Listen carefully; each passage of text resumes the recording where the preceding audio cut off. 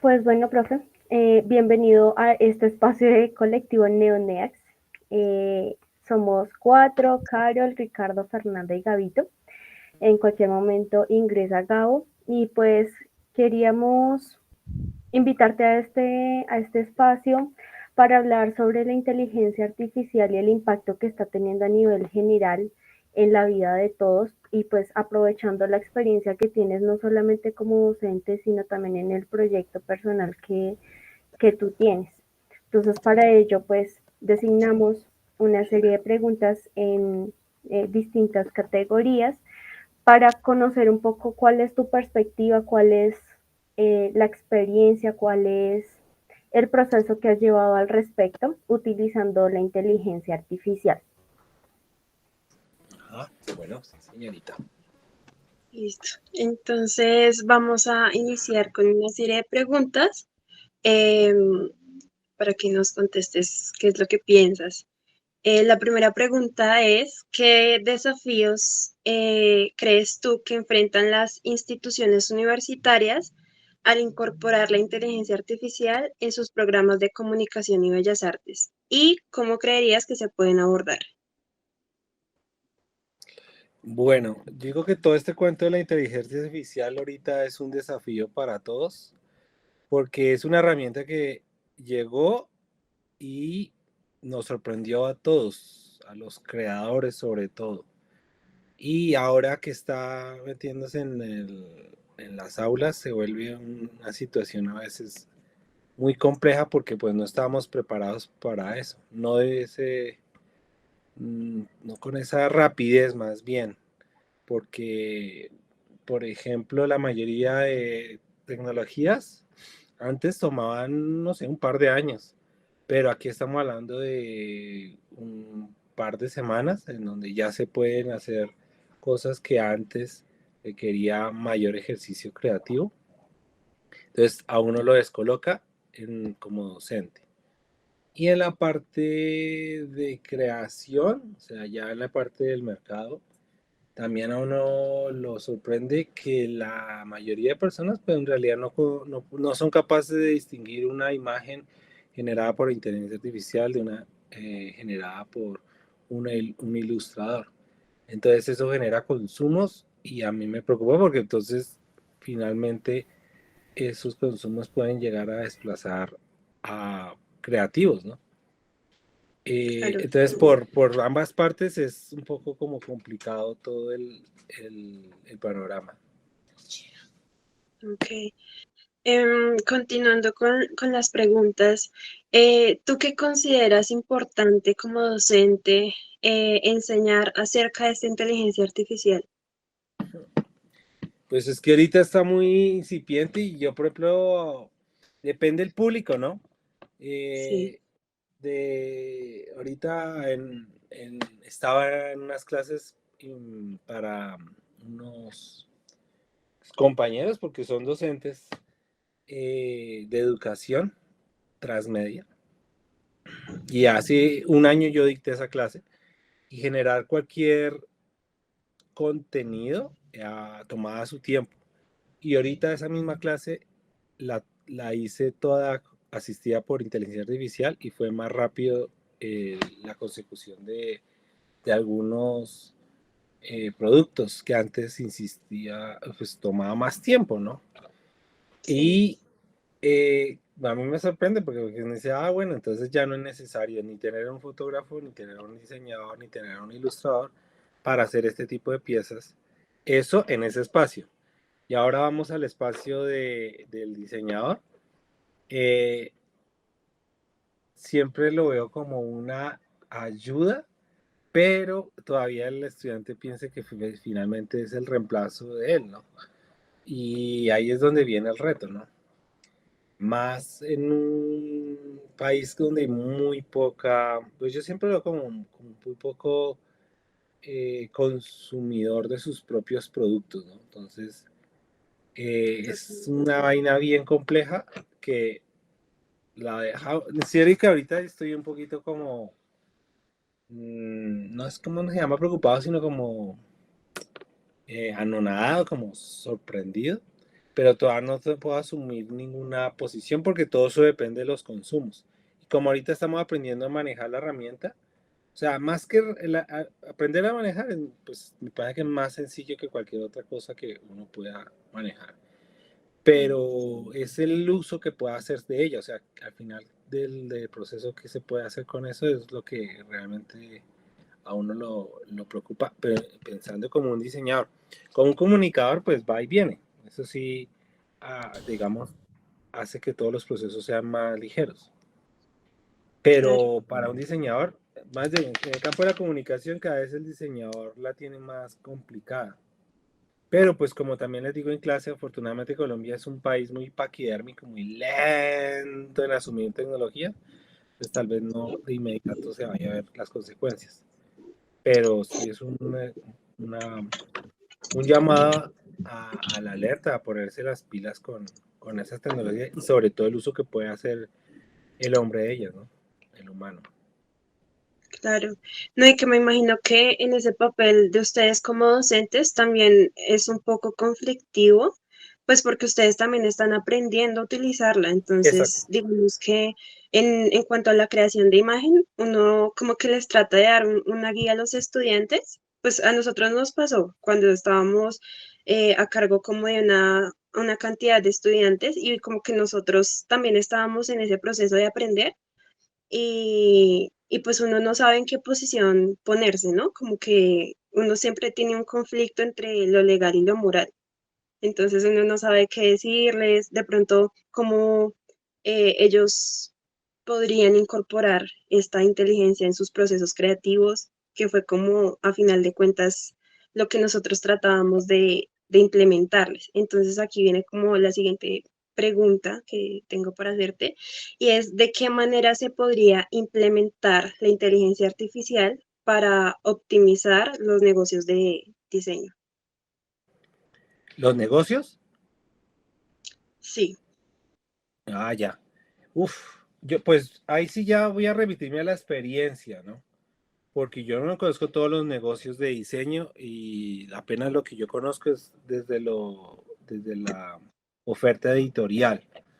Entonces yo poco conozco acerca, digamos, de las agencias de diseño o de las agencias publicitarias, cómo funciona ya. Digamos que desde mi experiencia, el, se vuelve un asistente y en cierta manera se vuelve para mí una, ¿cómo se llama esto? Un potenciador de la creatividad, de la escritura.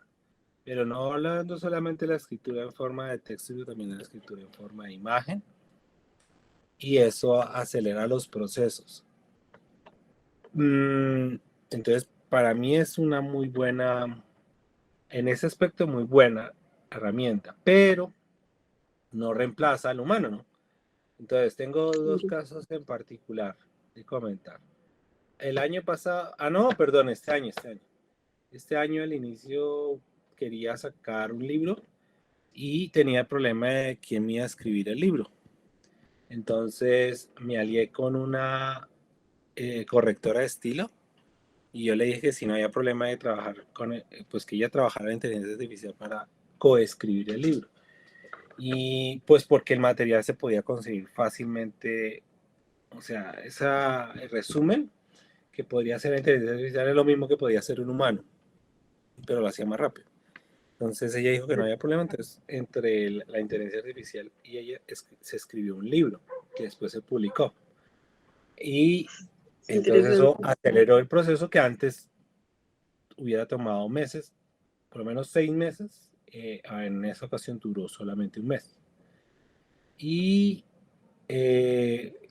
ahorita lo trabajé también para incorporarlo en la realidad aumentada de un proyecto, pero eso sí fue netamente como más como exploración y Ujú. llamó la atención, o sea, finalmente la gente como que cuando lo veía se le despertaba algo que de pronto no se veía con la realidad aumentada que estaba trabajando, entonces creo que ayudó un poco en las ventas. Y ahora lo estoy trabajando para hacer mood board, o sea, con unas prompts se genera rápidamente un tablero inspiracional para generar los referentes para sacar adelante los proyectos, ¿no? Pero entonces es un asistente, nunca reemplaza a un humano, ¿no? O sea, hay que ser alguien tiene que estar detrás de cada una de las obras y hasta el momento trato no, en ninguno de los instancias creo que haya infringido derechos de autor porque siempre hay un proceso de transformación, no es copy-paste, sino se toma eso como punto de partida, se cambia, se edita y después se publica. Entonces no es sencillamente colocar el resultado de la instrucción, sino hay un proceso a posterior. Y pues hay unas decisiones, ¿no? O sea, no es las cosas se hacen en desorden, sino tienen un sentido cuando se reúne la información, ya sea textual o de imagen, ¿no? Claro. Sí, No, y qué interesante que nos menciones esos dos casos, porque imagínate que nosotros estuvimos en un seminario de derechos de autor y Sí, específicamente nos mostraron como unos casos similares que tú acabas de mencionar. Como, uh-huh. o sea, nos explicaban en qué casos la inteligencia artificial no permitía tener derechos de autor sobre la obra, sino que era una obra derivada, por lo tal le pertenecía al que la quisiera utilizar. Y exactamente esos casos que acabas de mencionar son los que sí cubre el derecho de autor, porque estás utilizando la inteligencia artificial como parte de tu proceso Sí, o como para eliminar, no sé, algún tipo de equivocación, ya sea en cuanto a la redacción, en cuanto a la creación de obras o algo, pero lo estás haciendo parte de tu trabajo. En general, pues el trabajo lo hace el humano, pero sí, es potenciado por la inteligencia artificial. sí, sí. Eh, Mira, yo voy a hablar de, por ejemplo, el libro este Bestiario Maleficano. Resulta que ese libro, en realidad, pues lo dice, es una reunión, un resumen bibliográfico de unos relatos que son, digamos, parte del patrimonio cultural colombiano, no son relatos de un autor en específico. Entonces, toda la parte de la mitología colombiana, pues hace parte del patrimonio cultural colombiano. Y cada autor se acerca a cada uno de sus personajes y da su propia versión. Entonces, sí, cuando voy a hacer de Maleficaron, ¿qué es lo que tomo? Tomo los libros que yo tengo, que los he adquirido, y hago un resumen de eso. De ese resumen, hay de cada uno de esos resúmenes se saca como unos patrones o unas ideas que son muy eh, comunes o promedio en todos los demás relatos y eso es lo que finalmente termina en el libro. Entonces ese proceso tenía que hacer una persona, revisar todas las fuentes bibliográficas y hacer lo que acabo de decir, ¿sí? Entonces, yo lo hice en la primera versión, bueno, la primera edición. Y por eso fue que te dije que tomaba mucho tiempo.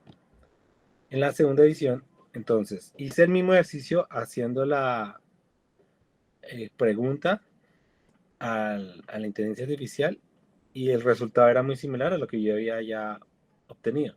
Porque esos relatos, como acabo de decirlo, hacen parte de la cultura, pues se repiten unas veces, siempre un, con respecto a la mayoría de autores que se acercan a ese personaje. Y con ese material se transforma para darle ahora como un cuerpo, una coherencia con todo el relato de todos los personajes. Entonces, no se copia y se pega, sino se lee, se reescribe y se edita para que pueda convertirse en una obra. Entonces, eh, no es obra enteramente de la inteligencia artificial. Y vuelvo y lo repito, esas obras son de parte de la cultura general. Otra cosa, por ejemplo, sería que yo sacara, hijo de pucha, bueno, no sé, ahorita me ocurre como un bestiario de la obra de Gabo. Y la obra de Gabo es de él, ¿no? Entonces no sé sí, hasta claro. qué momento podría llegar a infringir ahí el derecho de autor, porque esas sí son las creaciones de ese señor, ¿no? O otra cuestión, yo quiero hacer, es que aquí no hay. Bueno, digamos que afuera. Voy a hacer un bestiario de la mitología nórdica. No es como lo que voy a hacer, pero podríamos hacer un ejemplo. Entonces, si yo me pongo a hacer prompts, en donde yo le digo a la inteligencia artificial que me haga los personajes con un estilo particular, ahí sí ya estaría infringiendo derechos de autor, porque tan pronto yo le digo que cuál es el estilo, pues seguramente ese estilo se referirá a una persona, a un ilustrador, al cual ha ofrecido una obra original, ¿no? Entonces ahí sí habría problemas. Pero, pues no sé, desde la experiencia no creo que haya, no he infringido derechos de autor. De hecho, hace poquito en el MISCA encontré una fuente bibliográfica en internet. Y lo que yo hice básicamente fue lo mismo que podría hacer ChatGPT. No lo hice por ese lado, sencillo lo hice. Que era hacer una nueva versión a partir de eso, pero esa nueva versión incorporaba nuevos elementos al mito, ¿no? Y ahorita hace poquito, digamos de manera interesante, me llamó la atención, esa misma versión, la nueva versión que yo obtuve, que yo escribí, fue ahora citada en otro libro, porque el autor había perdido el enlace original, y yo también lo leí, ese texto también lo leí en internet, y lo mencioné, pero nunca hice un copy-paste. Pero ahí está la cuestión de los mitos. Los mitos son parte de nuestras tradiciones, ¿no? O identidad, y no hacen parte como de un autor. Si ya fueran parte de un autor, pues sería la mitología de ese autor, ¿no? Pero entonces, como lo llamativo es hacer, digamos que eso lo va bien. Lo interesante es como que revisar qué es lo que puede hacer esa cosa, esa máquina, y cómo uno puede superarla. Ahí el desafío, el reto. Y no hacer una copy-paste, ¿no? La originalidad de la obra. Y sobre todo el impacto, el uso que, o sea, poner la función que ella debe tener, ¿no? Yo pienso que aquí en adelante, no, tampoco. Es que yo digo, aquí en Colombia somos muy lentos, entonces seguramente eso no ocurrirá tan rápido. Es que digo porque es que en Estados Unidos ya en Amazon ya hay libros hechos por IA. Y ya seguramente muchas cosas que nosotros leemos en las redes sociales, en las noticias de los grandes medios, pues será escrita por IA y uno no se da cuenta. Y son procesos que ya llevan hasta un año, 2 años. Y aquí todavía no ha ocurrido. Entonces, por eso digo que son procesos que son muy lentos y cuando ya llegan acá seguramente ya será parte de la historia de los de afuera, ¿no? Entonces todavía hay oportunidad de creación, ¿no? Pero sí he notado en cuanto a las imágenes que es lo que más fácil es, porque escribir me parece que es más difícil. En las imágenes sí hay más consumos. Sí hay un lío tenaz. Ahí sí es de tomarse la cabeza y asustarse, porque ya he visto en varios eventos que la gente ya empieza a consumir objetos hechos con imágenes con inteligencia artificial y uno vende los objetos, en realidad es por ese adicional, ese valor agregado que es la creatividad. Y ya la gente pues lo compra al mismo precio, ¿no? Claro. Ahí sí es grave. Sí, es muy cierto. Pues como precisamente creemos que todo el impacto de la inteligencia artificial tiene que ver no solamente con desde educar, sino que también tiene un impacto económico y teniendo en cuenta que el profe pues también tiene su propio proyecto con una causa pues también con un significado muy lindo.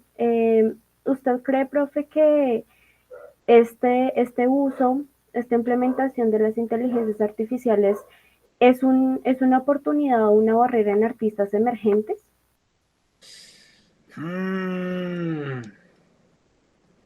Es que sí, esas preguntas son duras. Es todo un debate, ¿no?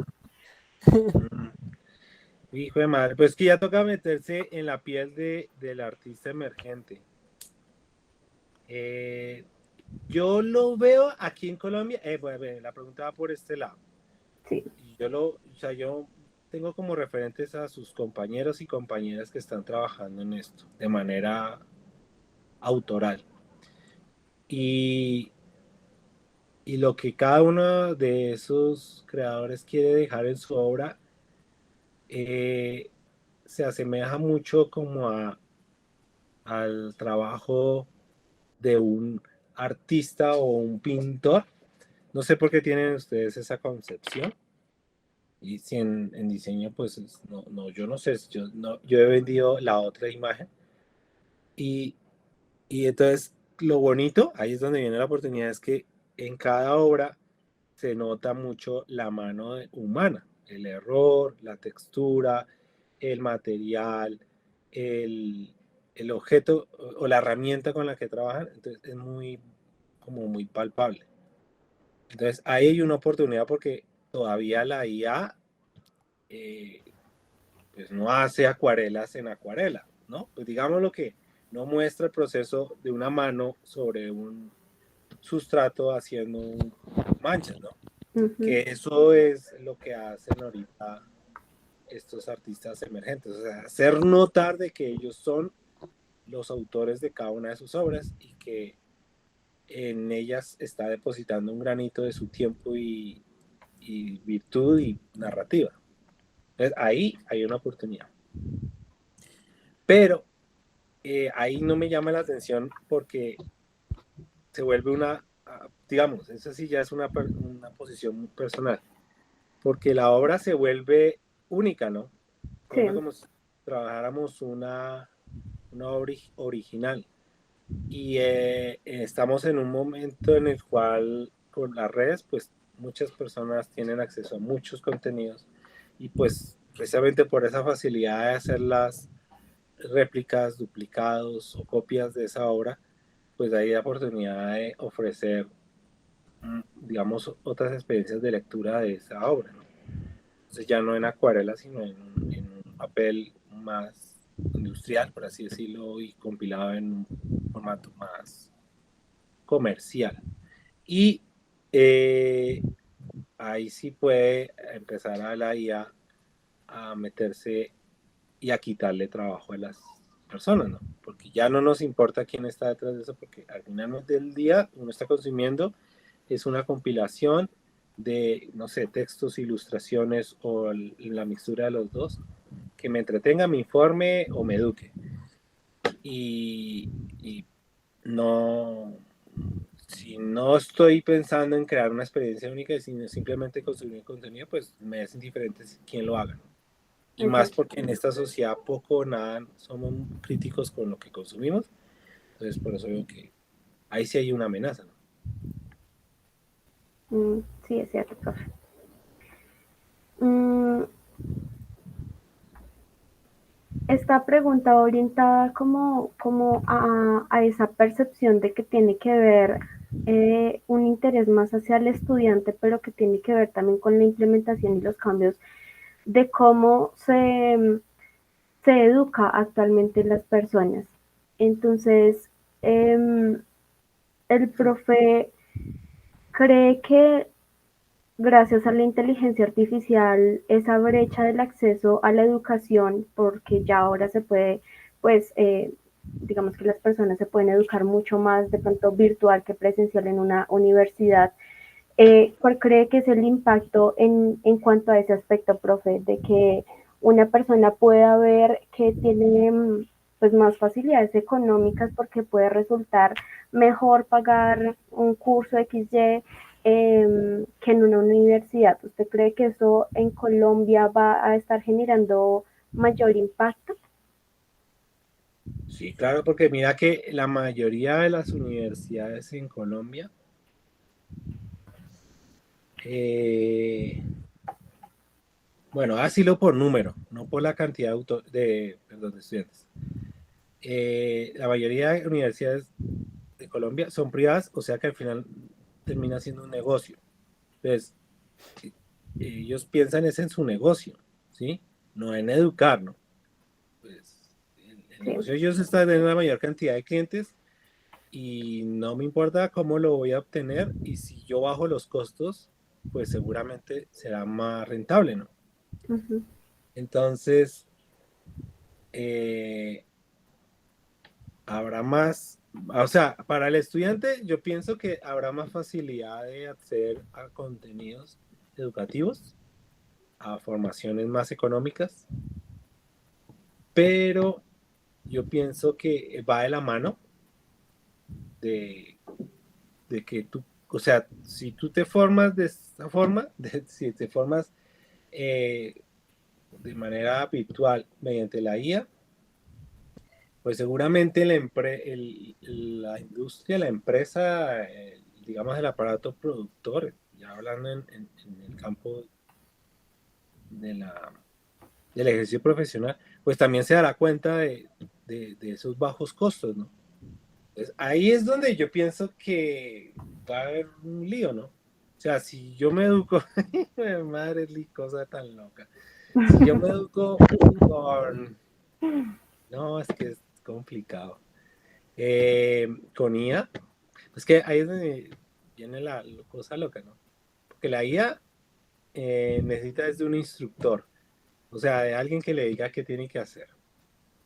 Y cuando el día que se den cuenta que esa IA es capaz de reemplazar al diseñador, todavía no lo sabe, no lo reconoce, pues desaparecerá el papel del diseñador, ¿no? Ahí está el desafío. Entonces, ¿qué hago? O sea, ¿para qué me formo como diseñador si ya alguien que no necesita conocimientos tan vastos en diseño puede llegar a elaborar una pieza eh, que, que lo hace una persona formada, ¿no? Y bueno, eso es lo que estaba ahorita precisamente, ahorita con la primera pregunta que ustedes me hicieron. Antes hacía un producto gráfico y tomaba más tiempo y quedaba feo, porque las personas no tenían la capacidad para hacerlo. Ahora, con la IA, ese mismo producto, video, póster, afiche cómic, lo pueden elaborar y queda hasta mejor que lo que podría hacer un estudiante de diseño. Entonces, ahí es donde viene el problema. Entonces, el estudiante de diseño, ¿para qué estudia diseño? ¿Sí? Entonces, esa es la gran incógnita, ¿no? Pero me refiero frente a ese panorama de la inteligencia artificial. Pero insisto, eso todavía falta su tiempo, no es que ya ocurra, porque como somos tan lentos en este país, pues no hay tanto lío. Sí, estoy de Y acuerdo. todavía se necesita alguien que lo elabore y haga como control de calidad de los objetos, ¿no? Pero a largo plazo sí va a tener ese impacto. Pero entonces ahí es donde yo pienso que en la parte presencial toma mayor relevancia la experiencia de estar allá en clase, que pienso que ustedes ya más o menos la deben saber. O sea, estar en la universidad no es sencillamente el hecho de que uno llega allá y le colocan unas pruebas, les comparten unos materiales y ustedes simplemente recopilan, procesan esa información y dan como resultado algo que medianamente quieren la malla curricular y los profesores. Creo que la potencia de la universidad, como ha sido desde siempre, o sea, desde sus inicios y ahorita, a pesar de estas tecnologías, es el compartir el conocimiento humano de humanos, ¿no? O sea, de que ustedes como personas, como jóvenes, se concentren alrededor de un tema en particular que les llama la atención, hablen, discutan, se conozcan, tengan esas relaciones sociales y de la misma manera haya ese intercambio de conocimiento con los docentes. Ahí es donde creo que, o por lo menos eso es lo que a mí me ha enriquecido y es lo que me ha formado, no tanto de que abrir un programa o, o qué, o hacer un ensayo, es más la oportunidad de estar con personas que les llama la misma atención, compartir sus expectativas y con el docente pues intercambiar experiencias. Él tendrá mayor experiencia en ciertos campos y el estudiante en otros, ¿no? De hecho, ustedes son los que hacen que el docente, el cuerpo profesional esté actualizado, ¿no? En los lenguajes, herramientas. Entonces eso lo pone uno también en, en la vanguardia, si no estaría uno, uy, sobre todo en diseño, si uno se queda, pues nada, sale del, del círculo y se pierde, ¿no? En cambio, como estar en contacto con los estudiantes hace que uno se actualice. Entonces es un proceso de aprendizaje Constante. mutuo, ¿no? Entre los dos, entre el docente y el estudiante. Esa parte, eso sí, no creo que la IA la pueda hallar, ¿no? O por lo menos no, porque ella simplemente arroja son datos Sí, y, y la parte humana no. Y pues al digamos final de que, cuentas somos humanos, ¿no? Queremos vivir algo, ¿no? Experimentar. digamos que yo creería y creo que pues todos podríamos estar de acuerdo en que sí deberían cambiar un poco las formas. Si vemos de pronto las necesidades de lo que se requiere actualmente para afrontar tantos cambios y demás, el profe no cree que también las instituciones deban acogerse como a esos cambios, porque de repente no se producen esos cambios en la manera de pronto de cómo se enseña o los temas que se enseñan, y eso hace que todo siga siendo, pues, que vivamos como en ese retraso, ¿no? Anacrónico. Pero no, lo que yo hablo del retraso no es por el lado o yo no lo veo desde el lado de la educación, yo lo veo más por el lado de la producción. Producción. Del, mire, el caso típico que yo siempre les comparto ahí en clase a los que estuvieron conmigo en dibujo animado es en los años 90 vino una tecnología, ustedes la conocen, fue un programa que se llama Adobe Flash, ¿sí? Okay. Y en todo el mundo hizo que todas las personas de todo el mundo pudieran hacer animación en sus casas. Antes la animación tenía que hacerse en estudios, o sea, tenía que contratarse un montón de gente a una cantidad de talento y máquinas para producir una cantidad de audiovisual animado.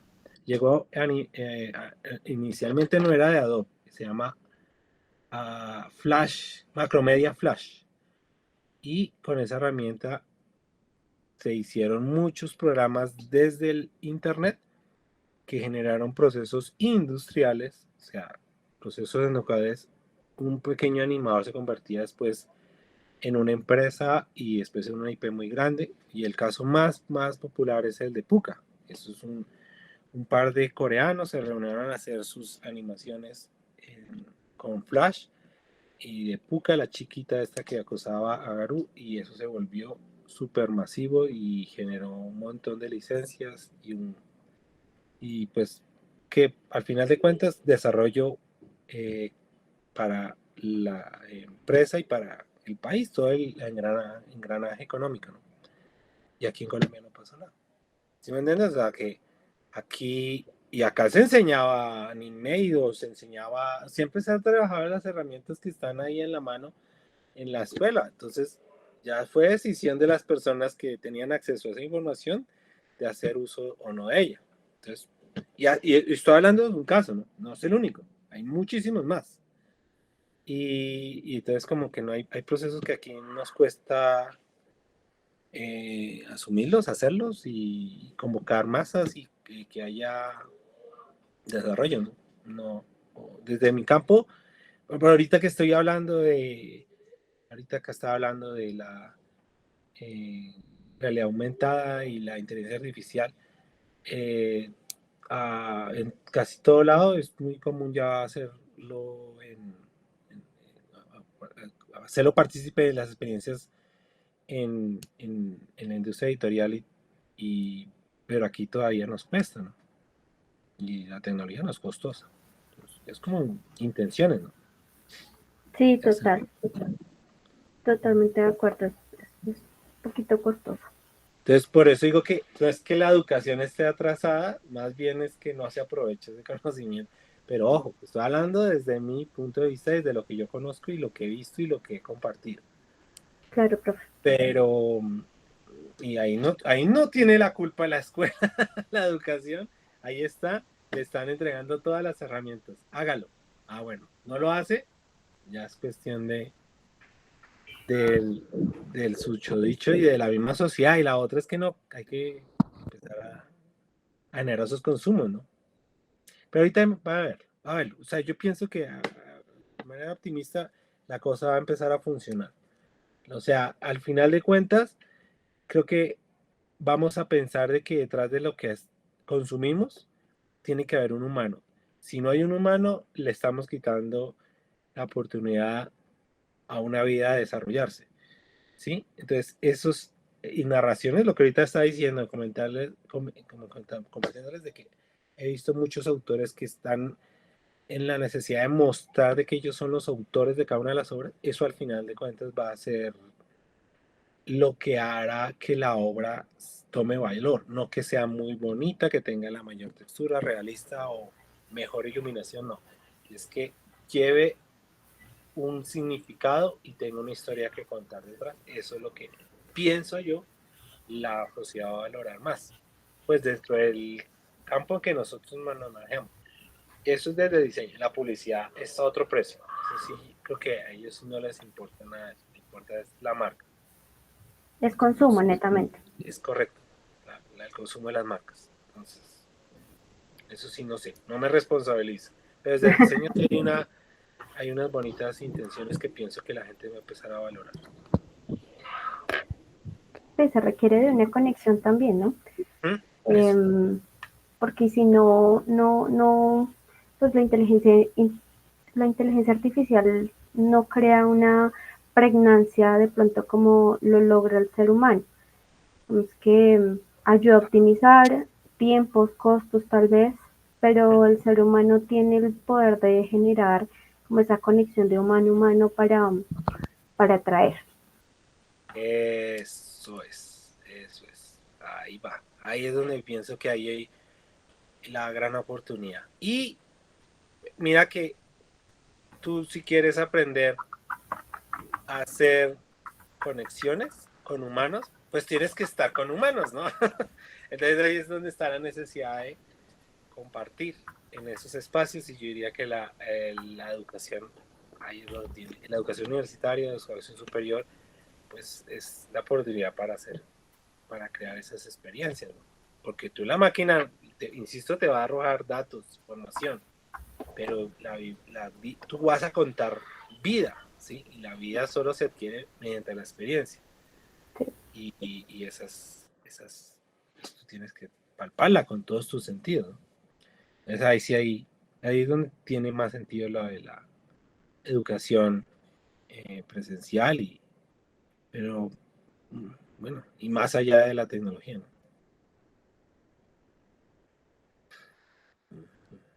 Hola, profe, buenas noches. No lo había ¿Qué saludado más? yo. ¿Cómo está? Ahí llegó ya Gabriel, ¿cómo está? ¿Cómo le ha ido? Bien, sí, señor.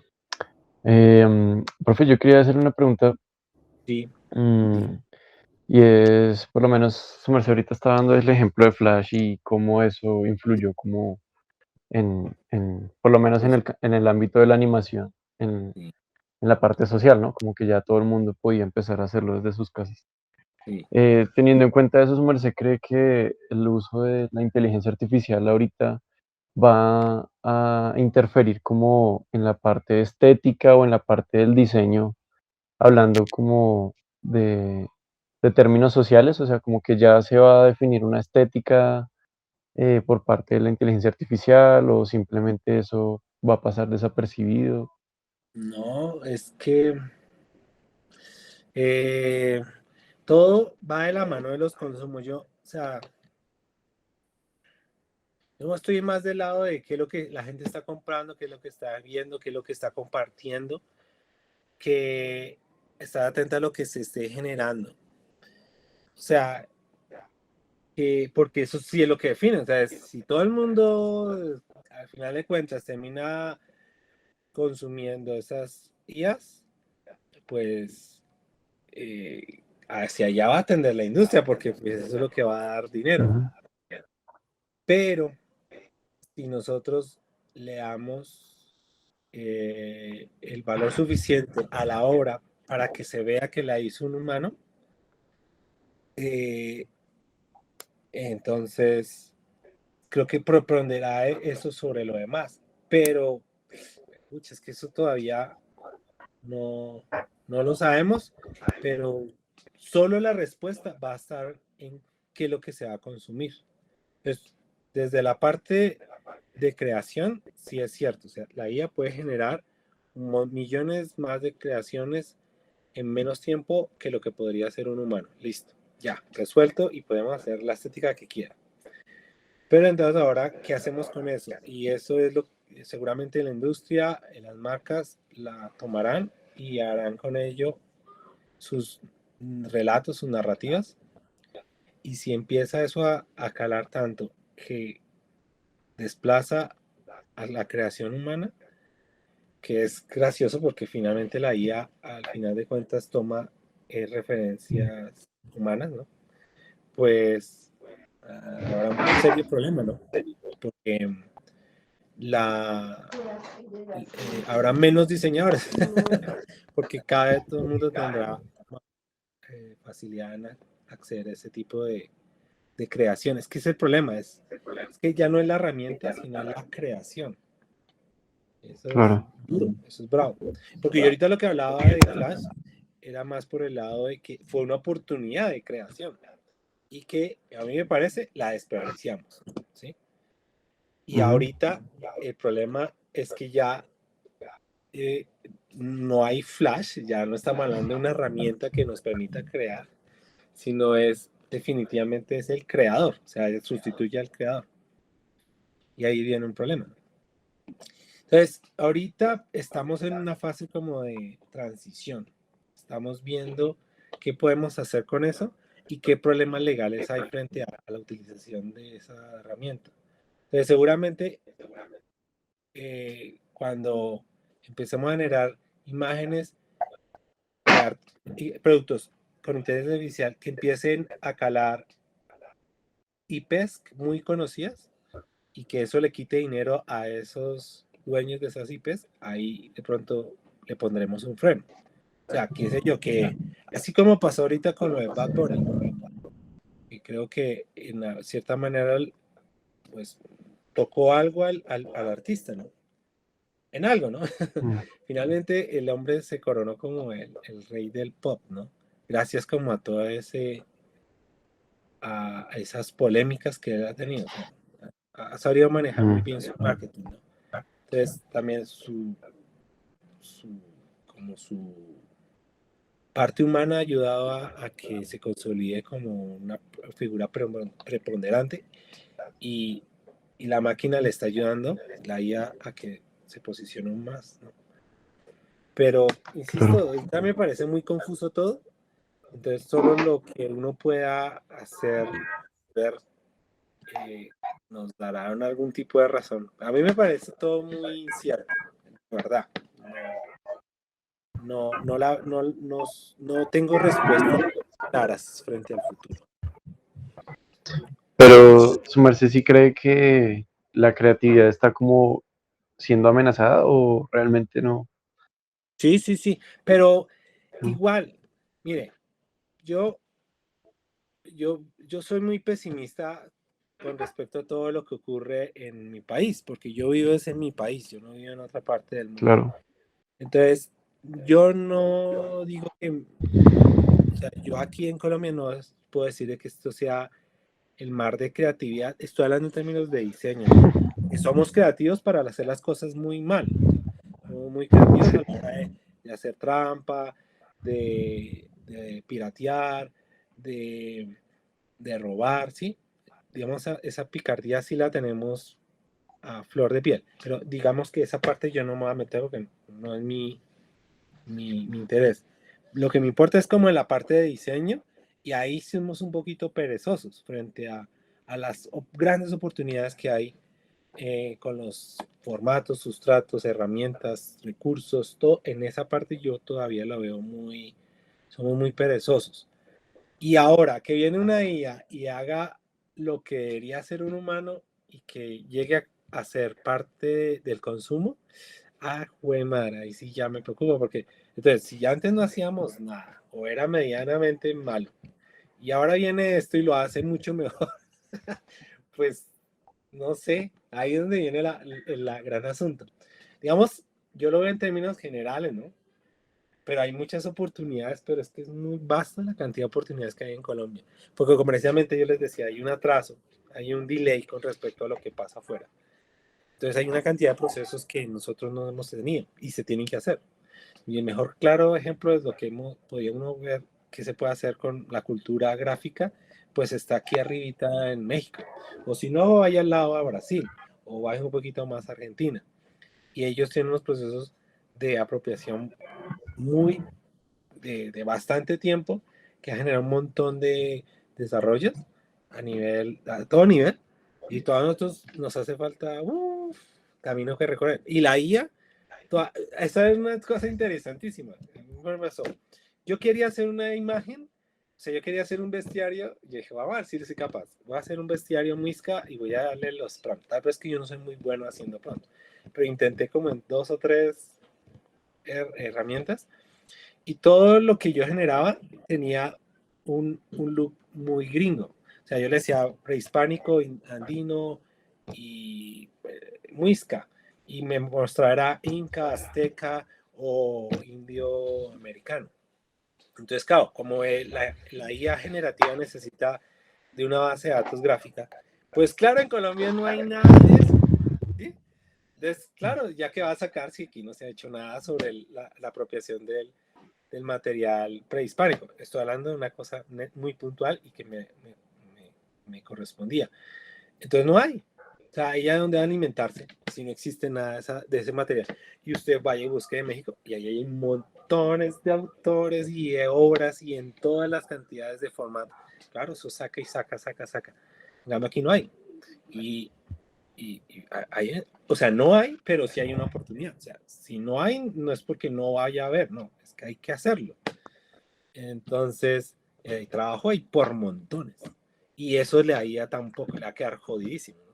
De pronto hasta lo podrá hacer, pero no hay nada como la parte de... ojo, y la otra cosita bonita es la apropiación cultural que nosotros hacemos desde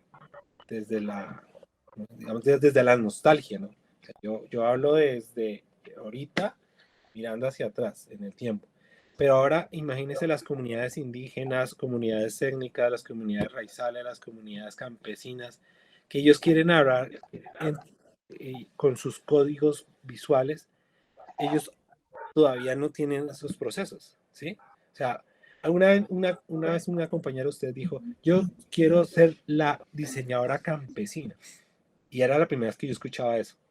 Sí, o sea, cuando habla de diseño campesino es porque no entiende los códigos campesinos y le va a hablar a los campesinos. Y eso no existe. O sea, si hay un trabajo por hacer. Existe el campesino, ellos se hablan y ellos tienen música y ellos tienen costumbres, rituales, pero toda la parte visual falta por desarrollarla. Tienen algunos rasgos, ¿sí? Sobre todo en el diseño de moda, pero en la parte visual falta un montón de trabajo por consolidar. Entonces, si ve, una cosa tan sencilla no se ha hecho. Y eso la IA todavía no va a poder hacer. Le va a quedar de para arriba. ¿Sí? Entonces, por eso hay oportunidades. O sea, siempre mi pesimismo en realidad al final termina siendo una gota de optimismo por trabajo por realizarlo. Entonces, afuera, sí, yo pienso que se va a empezar a notar. Pero pues por nosotros, por ejemplo, concedar, ¿cuánto? Pues, en clase, hablamos de concedar y es una cosa pensando en películas del otro mundo. Pero ustedes saben si si en Colombia se hace concept art para películas, uno se va a pegar y estrellar contra el mundo y va a ser muy berraco. Ellos no lo hacen. Llegan, el director de cine saca su fotografía ahí en el set, pero no hay un concept previo, ¿no? O hay storyboard tampoco, ¿no? Entonces, seguramente los próximos directores necesitarán de eso, ¿no? Ahí hay trabajo para el diseñador. Entonces, y mira que eso del concept, toda esa vaina de la preproducción visual, eso lleva su tiempo, hermano, para el mundo. Y aquí no, por pasarnos, saltarnos las reglas, hacerlo más rápido, omitimos procesos y digamos que eso se ve en la factura final, ¿no? Pero tarde o temprano tendrá que hacerse si queremos hablar en el mismo idioma que los demás, ¿no? Sí. Queremos darte las gracias por tomarte este tiempo para contestar estas preguntas. Sí, señor. Nosotros Perdona las respuestas, ¿no? No, es No, bastante no. alto porque es una perspectiva totalmente distinta desde dos aspectos, pues desde lo educativo y desde lo personal y laboral con tu proyecto. Entonces es bastante interesante y nos aporta pues un montón a la discusión que se debe tener al respecto, porque a veces no se tienen estos espacios necesarios pues, para hablar de algo que no tiene, pues no va a parar, va a avanzar cada vez más. Sí, es verdad. Sí, es verdad, tienen ahí mucho, o sea, hasta lo que ustedes están haciendo es mucho el trabajo por realizar.